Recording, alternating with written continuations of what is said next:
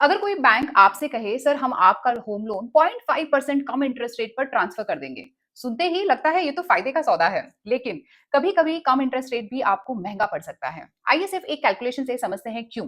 मान लीजिए आपका होम लोन आउटस्टैंडिंग है करीबन 50 लाख रुपए। बैंक आपको 0.5% कम इंटरेस्ट रेट ऑफर कर रहा है। अब ज्यादातर लोग यही डिसीजन ले लेते हैं। लेकिन एक स्मार्ट बोरोवर जो होता है ना, वो इंटरेस्ट रेट देखने से पहले टोटल स्विचिंग कॉस्ट जरूर देखता है। ये स्लाइड देखिए, इसमें आपको हर एक कॉस्ट का ब्रेकअप मिलेगा और टोटल कॉस्ट आ रहा है अराउंड 67,300। अब मान लीजिए इस बैलेंस ट्रांसफर से आपकी सेविंग होती है 2,000 रुपए हर महीने। 67,300 रिकवर करने में लगभग लगभग आपको 34 मंथ्स लग जाएंगे। पहले 3 साल आप सेविंग्स नहीं कर रहे हैं, आप सिर्फ अपनी स्विचिंग कॉस्ट रिकवर कर रहे हैं। और ये 67,300 आप आज अपफ्रंट दे रहे हैं। इस पैसे की भी तो एक वैल्यू होती है। कल को अगर आप लोन प्रीपे कर दें या किसी और बैंक में बैलेंस ट्रांसफर कर दें, तो ये कॉस्ट वापस नहीं आएगा।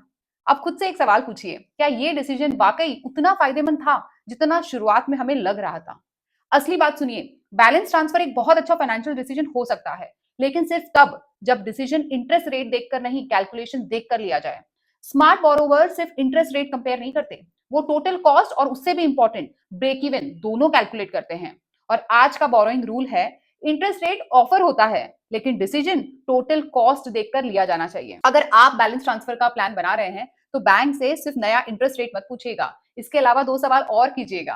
पहला सवाल है, मेरा टोटल स्विचिंग कॉस्ट कितना होगा, और दूसरा, मेरी एक्चुअल सेविंग कब से शुरू होगी। मिलते हैं अगले एपिसोड में जो कि बहुत ही जबरदस्त होने वाला है। क्या loan eligibility is equal to loan affordability? याद रखिए, हर लोन की एक कहानी होती है। सवाल सिर्फ इतना है, क्या आप उस कहानी को समझते हैं? मिलते हैं अगले एपिसोड में। धन्यवाद।